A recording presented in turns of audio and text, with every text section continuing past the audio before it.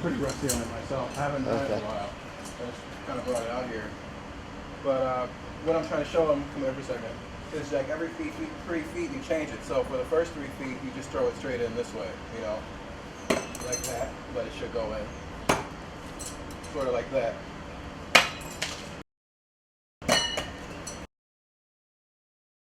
Pretty rusty myself, but that's what it should look like. And for the next, you just want to turn it over. So every 3 feet you just flip it, and then you have to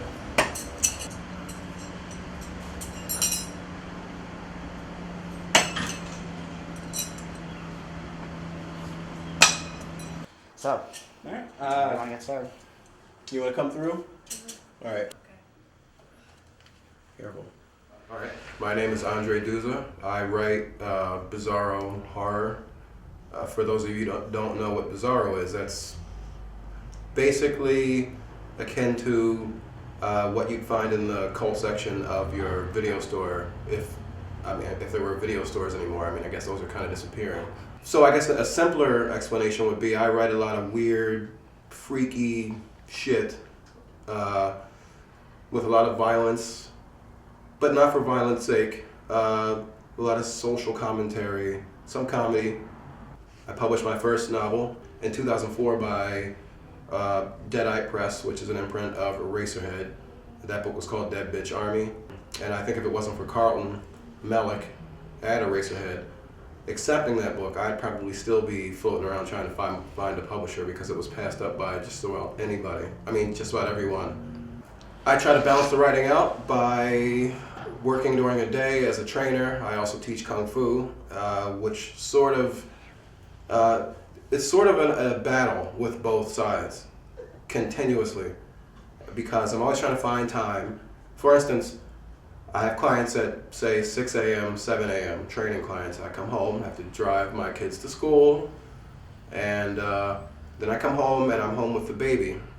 And that's the time when I usually write. So it's not as easy as just coming home and writing. Of course, I have to put the baby to bed, and that takes a while. So sometimes I have to play with her. Or sometimes I'll just take out the computer and try to write with a baby in the background, which is kind of odd considering what I'm writing.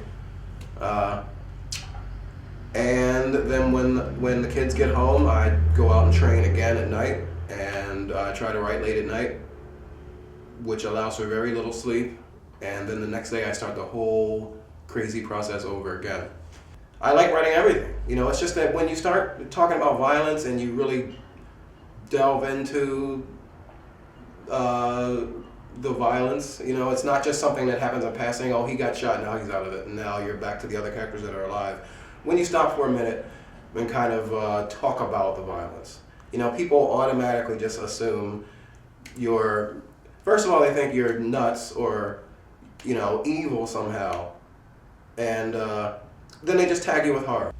Movies were a big influence on me. Some of my influences, as far as movies go, were Sergio Leone, who did a lot of spaghetti westerns, a Chinese director named Zhang Shi, who did Five Deadly Venoms and stuff like Chinese Super Ninjas, which are all kind of crazy cult kung fu movies that sort of skew toward horror.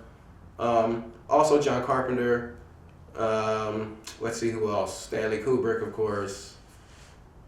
Since I'm a very visual writer, I like to go find images that have something to do or are somewhat related to the story that I'm writing at the moment. So I have on here, a lot of my stuff's inspired by not so much the movies themselves sometimes, but sort of the vibe of some of these old 70s and 80s horror films that I grew up watching that I feel like is missing these days. I'll go through and kind of get a couple posters that sort of have something to do with the vibe of the story I'm trying to tell.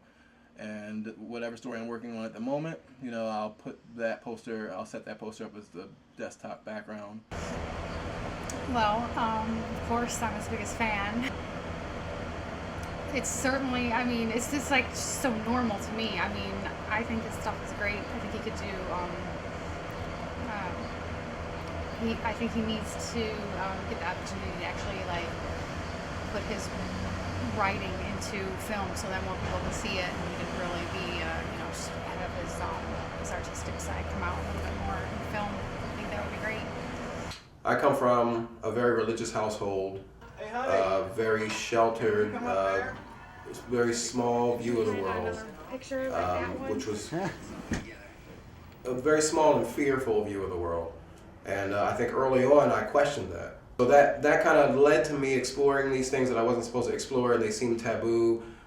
And when they really probably weren't, that made me sort of float towards the darker side of whatever I was exploring. And from there, when I was 8 years old, I was abducted by a child molester. I was walking to the bus to get to church one morning. Guy comes up to me. When I think back on it, it was so naive and stupid that part is more embarrassing than anything that happened, afterward. I think he said something about his house. I need help with my house, or I'm moving, or just some silly shit that I just shouldn't have fell for. And I went in the house. It was an abandoned house, and this is on the block that I catch the bus. And I was going to church, so I probably was thinking all this kind of goofy shit in my head, like, you're going to church, it's Sunday.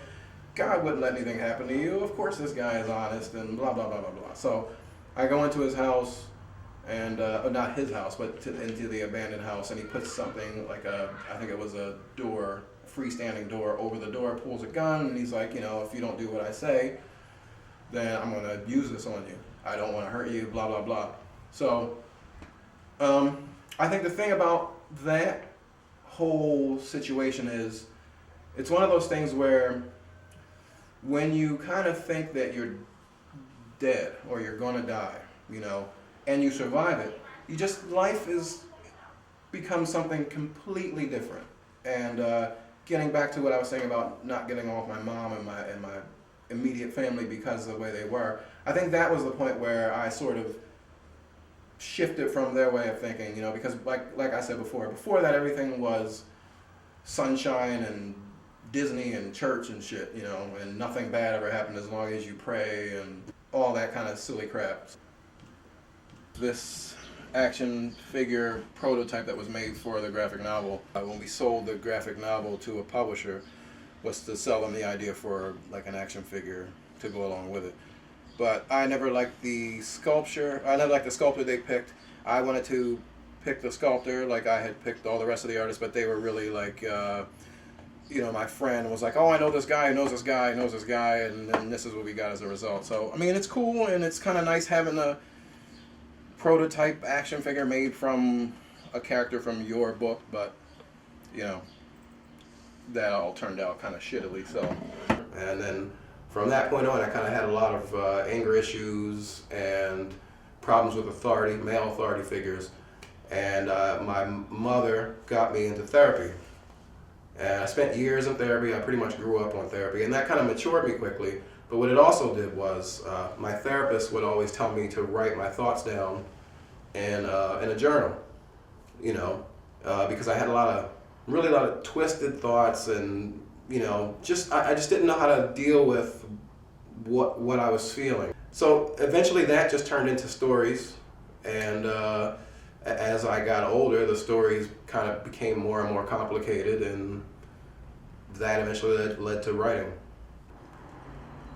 Martial arts in general started with boxing for me, and it was another way to sort of, it was a form of therapy because I was acting out. I was kind of lashing out at teachers. Like I said, I had a big problem with male authority figures. I'm not into like hanging things up that I can't use, so none of them are really just decorative swords that I like because they look cool. The machetes, which are probably the weapons I use most. Hook sword, which is my favorite. Whip, this is a pirate sword. It's basically a broadsword. I'm not very into pirates or anything, I just like the design of the sword. This is very sharp. Sort of fantasy sword, but it's also got the same kind of hacking blade as a broadsword, so I could use it. Very old, just regular Chinese broadsword. I think my favorites are the longer weapons. I used a traditional pitchfork once in a store, and I liked it so much that I just kind of got an old pitchfork because, like I said, I like to use practical substitutes. I also like to use meat cleavers for axes. The campus of the boarding school I went to was called Girard College. It was very big, and the auto shop was pretty much like like a fully functional auto garage. So it had a hydraulic lift and everything like that. And it had the classroom part was caged off from everywhere else. It had a cage floor to ceiling and a door in it. And I can remember I fell asleep in the class, and the teacher said something to me. I remember looking up at him and kind of flagging him and falling back to sleep. And the next thing I remember, I'm on the floor. He's kicking me and stomping me and shit. And so I got up calmly. This is again, one of these weird impulses. I got up. I knew there was a rusted cleaver in wood shop. I don't know why, but maybe walking by I'd seen it. I went in, grabbed the cleaver from wood shop, walked back over to auto shop, and again, the reaction of my classmates, he saw that turnaround, saw me coming, he slams the door shut to the auto shop, so they're totally caged in, he's holding it shut. I start swinging the cleaver, it's hitting the gate, making sparks jump out. Then the woodshop teacher grabbed me from behind in a big bear hug, and then he's like, it's your last day at the school. But because of what the teacher did, I didn't get in trouble because they were afraid I could sue them for him kicking me out of his chair and stomping me. So I was just lashing out. Started out with boxing. I trained with an amateur boxer who was a friend of my mother's. Throughout college, I was kind of like a martial arts junkie. I studied 2 years of Taekwondo. I studied 2 years of Chinese Kempo. And then once I got out of college and came back here, I joined the Spirit Fist Kung Fu School here in Philly. I think, I'm a very mellow, laid back person, and I think it's all the martial arts training that helped with that, because before this I was a mess. A complete mess. I've been teaching my kids since just doing silly shit in the beginning, like just making them do a side kick or punch. I'm doing it to my daughter now, and she's about 9 months. So all of them, I treat it the same way.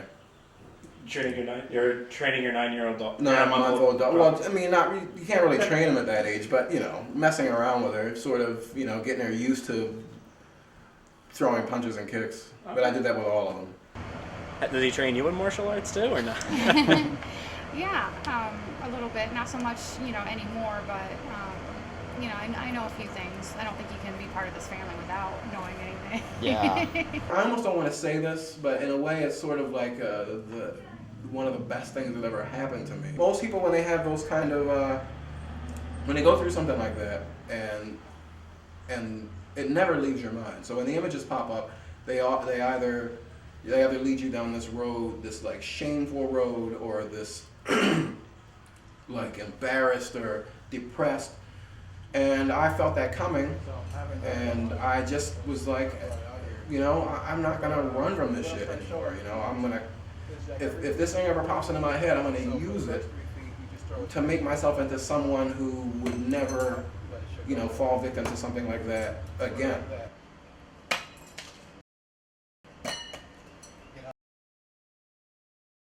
Myself, but that's what it should look like. And for the next, you just want to turn it over. So every 3 feet you just flip it, and then you have to